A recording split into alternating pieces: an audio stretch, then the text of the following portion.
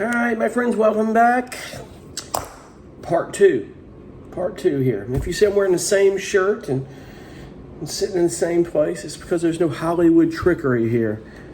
I'm probably recording some of these back to back in the same day. And then again, I'm not going to be able to do all these in one day. Maybe so, I don't know. Might be sitting somewhere else wearing something else. It is what it is. So I'm as real as it gets. This is not a set, none of that stuff. So I'm giving you my take, as real as it gets, 200% on converting a shed to a tiny home, which is kind of, when you say the word shed, this thing was built for a house, and we'll talk about that when I get to that part. So, but be it that it may, next thing on the agenda I want to talk about is getting myself prepared for deciding what I want to do in building and getting to this process, how I got here, and what I decided to do. So, but with that said, let's get started on that, shall we?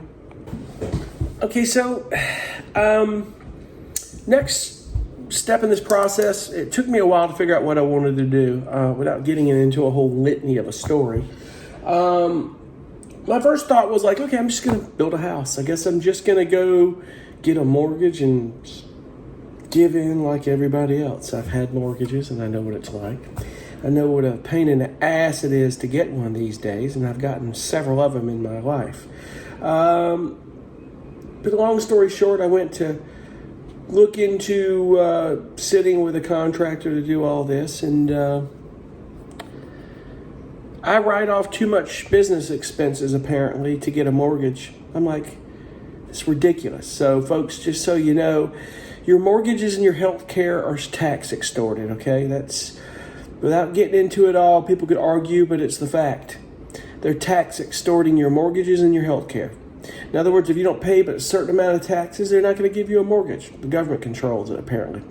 Your health care, if you make more than a certain amount of money or less than a certain amount, they're not going to give you the subsidy, and you're going to pay on the market or off the market what it costs, and that's about $700 a month for your health care plus a $10,000 maximum out of pocket a year. I don't know any American that can afford $700 a month for the health care for just themselves, not a family, themselves. So some of you may have been in that situation and you know the drill, and some of you don't. My best advice is to talk to a good tax guy and talk to your health care people and put the puzzle together, because it's tax extortion. I mean, it's what it is. And I could go on about hours, but moving forward. So, but come to find out that, and I didn't really lock into that when I bought other houses, because the last time when I bought my condo, I had my business, and I didn't connect the dots that I had my business, I had to get my personal tax forms and my personal finances, but I had to get the business. Well, apparently the business had made enough money, and because it was a big retail business, and everything was there for me to get the mortgage, and nothing was said about it. And right when I bought that condo, the mortgage buying process changed. I was one of the last to do the old style and to the new, basically, where they get all the disclosure statements. Everybody knows up front what's going on long before closing, and you just go when you sign the forms, you're out of there in about a fraction of the time. So, but I just was like, lovely. So I don't know where I'm going to go from here. And I just kind of put it to rest for a little while, and I sat and thought, what do I do? What am I going to do? I got to figure this out. Now, mind you, had they not let me do this, I would have just gone back to RV living, and I'd have been fine with it. I'd have loved it. I wouldn't have cared. And then eventually what I would have done is just make another plan to do something else. I already had the land, but the problem is they wouldn't let me put an RV on this land. I couldn't live on it. Now, mind you, there's a house behind me, 2 streets over. There's an RV in the backyard. I think someone's living there. It's a guest house, but it's grandfathered in before the law, so they hadn't moved that. Remember I told you about the mobile home? This is what you have to find out in the town that you're building a house in, especially when you get your land. But if you're going to build a house, you need to find out what you can or can't do. Find all that out before you even buy the land. So moving forward, we've got the land. I got the land cleared. I'm ready to go, ready to do something. didn't know that I would get this obstacle, this barrier in the road of what I wanted to do. So, me being me, I'm trying to figure out what my options are. So, the key words here from the town and the county, if this were in the county, not a town, I don't think it would have cared. I could have done whatever I wanted with my property. I could have lived off grid. I would have given a damn. The key words here, as long as it's stick frame, there's no wheels on it. I'm like, okay, I got you. No wheels on it. I think we can do something here. So I'm driving down the road one day. Good old me. I think when I drive. I think a lot when I drive. And I drive a lot because I'm doing my music here full time and I'm on the road quite a bit. As a medical courier, as you know, I'm thinking. I drove by this place called Cool Sheds. I was in Somerville, South Carolina. I said, let me pull in there. I'm curious about something. Started asking questions about, do people buy these as houses? And they do. Of course, the guy's selling them. Oh, yeah, man, I saw another guy bought one that built it to a house, you know. I don't think he understood these sheds are not built to be residential for code. I want you to understand this before I go into the process of doing the plans, is that if you look at your average shed, the wall's about 6 feet, 6.5 feet high. A conventional shower stall wouldn't fit in there. You'd have to tile it if you did that. Code, you know, there's a certain wall height and the way they're built, the framing, the windows, and all this that goes into this that you have to know and find out. Okay, I'm just going to break this down to you. Sorry, ceiling fan's getting a little cold on me. You're going to have to break this down to you as real as I can here if you're looking to, because there's a lot of either misinformation or people doing things where the laws don't care. They're in rural areas of Texas. In certain areas, is pretty lenient on this. I don't know what it is. It seems to be a big thing in Texas that you can just set the shed down and do whatever the hell you want, and that's okay. But in South Carolina, it's different. We're in a wind zone, hurricane zone. This thing has to be strapped down a certain way and built a certain way, and sometimes just your straps they put on there are not going to do it, even though they could probably, because you put enough straps on there. They rated about 140 mile an hour wind straps. My shed would, the company that did my house built the shed in a pair, and it's built the same way, except the windows are not in it. They did a good job of that. Did everything I needed to get done on that deal. So, with the exception of a few things, because it's a shed, it's not a house. But understand that these are not built for residential. You can't just buy these sheds and just throw them on the lot and expect to go get a building permit. And they're going to come in and they're going to go, oh yeah, so you got your sheds all good, blah, blah, blah, blah, you know. Some places require you have to get a permit to even get that shed put on your land. Well, hence that I had to go back and get the permits, and we'll talk about that in a minute, is to build anyway, no matter what was going on. I had to pay the permit fee for these guys to build this and put this house on the land. The shed was part of the package. Nothing said about that. It was all together in that. So be it that it may. I think just on a side note, if you're just putting a shed on your land, I don't think they say anything. They don't care.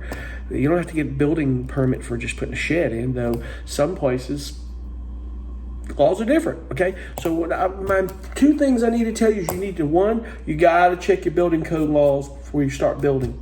It's most important. Go to the building code, tell them what you're looking to do. The first thing they're going to tell you is that get plans from an architect engineer, and we're going to approve based on what they do, because they know the laws, they know code, and they know how this stuff's to be built, and they understand all this. It's so important. I cannot tell you enough. The plans cost me $750. Depending on what you're doing, it may cost more, it may cost less. You may have a friend that is an architect engineer or has an engineer working with them. They're a building designer architect that signs off on it. They may hook you up and say, listen, just pay me the engineering fee of a couple $100 or $300, whatever it may for them to sign off. It just depends on you, okay? I'm going to tell you what my cost is, but everything I talked about in this building process cost is proportional depending on where you live. There are some states like California that make it impossible to do something like this. Or it's so expensive. They may let you, they put you through rigors that you may as well just hire a contractor and get just a conventional house built and just say, forget about it. It's going to cost you bukus of money. That's why people don't do this in states like that. Florida's pretty tough. Florida probably would not have let me do this. unless it was built a certain way. So understand these things. I cannot stress this enough. Those sheds are not built for residential framing. They don't have the underlayment for the roofing. They don't have residential windows. So I'm telling you right now, you've got to keep these things in mind, okay? So hence, when I figured out that I could do this, I went and asked questions, just like I knew I should. We called the county. He said, that's fine, but you need to get the plans for an engineer. It's not really, I know that you're thinking, why do you need plans on something so simple like this? It's not like it's design plans. It's not particularly for that. It's for the build. It's for the framing breakdown, the stuff, how it's going to be built. Your strapping, your wind strapping, how you're going to foundation this thing. It's extremely important. An engineer says, we're in a wind zone. They're not going to approve this thing just to be strapped down on blocks. It's not going to happen. And I'm going to tell you, if you build one of these, please don't just put it on blocks. Don't do that. The thing is going to sink eventually. You're going to have level problems and issues, because I'm telling you, the blocks are on dirt and you got a lot of weight. You're living in this thing. You need to please do it the right way. Get some concrete footers put in. Get the PA straps. Get this thing strapped down. No matter where you are in the United States, you need good strapping for any kind of wind. No matter where you're at in the United States, some wind exists. It's big enough wind you can get flat-line windstorms could blow your house and put your house in the neighbor's yard. They don't want that, you know. So we gotta prevent that from happening. So I got with Steve Humbert and we did this, and go back and look at my videos on that. I was talking about that stuff. It took him a second to figure out what I was going to do. He's like, you sure you want to do this? I'm like, of course I've lived in RVs. I want to do this. This is what I want to do. Eventually, my plan is this would be a guest house. There's enough room on my land to build another house, and that's key. And he goes, I get it. So he got with Legacy Sheds. How I learned about Legacy Sheds was through Cool Sheds.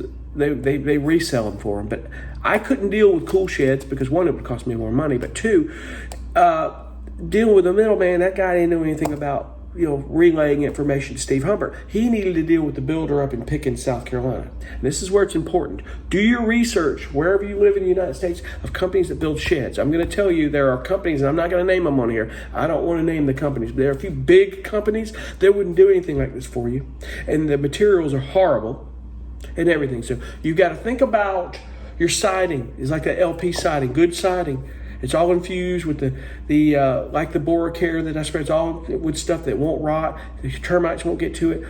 Your flooring, your framing, your roofing, have an underlayment. Your windows have got to be residential. That's another thing. When we did the plans, you've got to have residential windows. If you look at my house, there's residential windows. Reason being, you have just one front door. You've got to have the windows. It's in any state, it's code. And if they don't say anything, I'm telling you right now, please, whatever you do the right thing for your own safety. Put residential windows with the egress opening, 3 foot by 5 foot windows by your bedroom and your living room, at least 2 of them where you can get out of them. But I would make all your windows with the egress opening so you could get out of these things. Even my 2x4 over my kitchen, if I had to. I'm not small, but I could get out of that if I had to. One way or the other, you can get these things open somehow, some way that can get you out of this house. Small house, but things could happen, unfortunately, and you want to make sure of that. These are the important things that you have to do when you talk to a good architect engineer, okay? Now, in most places, you get those plans, you take them to the county. What you need to know beforehand is you need to talk to the county of what you can and can't do, what you're going to do. If you tell them exactly what you're doing, this reverts back. You've got to ask the questions. You have to be honest about everything you're doing. Don't cover anything up or hide anything, because I'm telling you, it will cause you a nightmare frustration. And they could deny you the permit and tell you you can't do it. And whatever you do, don't get the house on the land and start doing this and then call for permit. Worst thing you could do. You want to talk about a headache? That could cause a nightmare you don't want. So I'm telling you right now,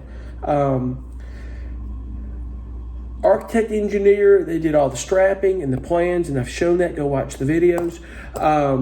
When you're looking at the cost of it, it's going to depend on where you're at and your state's laws. Find out those laws on that. I'm telling you right now, do that. When I took them to the county, I had to take them to the town here first. Now, if you're in the county, you just go to the county and they'll tell you what to do on that. But if you're in a township, you've got to take those plans to that township, because they have to, in most cases, if the town cares, they have to approve it. and then you have to pay the town permit building fees. They clear it because they don't have sometimes if you live in a town, they may have a planning department or building for inspectors if it's a big enough city. But this town didn't. They do everything for the county. So what they did was they pre-approved everything for the county, and she emailed the county and said he's coming over with the plans. He's good with us. Everything is there. They've done enough where they trust that. And then the county, to give the plans to the county, you pay the permit fees with the county. This is where the question of the permit fees came about. There's not individual fees for permits. It's a package. Now, the town gave the plans and they approved them. The town handles here the water fee, the tap and impact for the water. And if it's the county, you have to go to the county water. You're going to have to pay a tap and impact fee for the water. Then you're going to have to hire somebody, we'll talk about it with a plumber, to install your water line. Your sewage line the same way. If the line is not run to the property, the county will have to come in. You'll have to pay somebody to connect a tap and impact sewage line to that, and that's another cost. I luckily didn't have to do that. I got lucky. And this is another thing you need to know. When I went back and said you need to find out where your sewer line's coming into the property, I got lucky when I put the driveway in here. I should have never done that first. Don't do anything with your property until you find out where everything is at. You got to find where everything is at, whatever you do. Please find out where everything is at. Because I got lucky it ran parallel where I put the driveway because they found the sewage line. But you may not have it. You have to do those. The town and the county will tell you that. Then you pay your permit fees, which are a smaller amount than the county, just because it's a business permit with the town is what that is. And I had to pay about $400 worth of permit fees for this whole thing, plus the tap and impact fee was about $1,300, with the town. Everywhere is different. So when they cleared it and I took the plans to the county, in this process, before I went to the county, I went to the builder for legacy sheds. If you're doing a shed, you go to the builder first. Show them the plans. You don't want to get everything approved, ready to go, and then the builder doesn't want to do it, and then you're going backwards again. Make sure that if the town's cool with it, the builder's cool with it, you go back and pay the permit with the builder and start getting your contractors lined up. Get all your contractors lined up before you go to the county.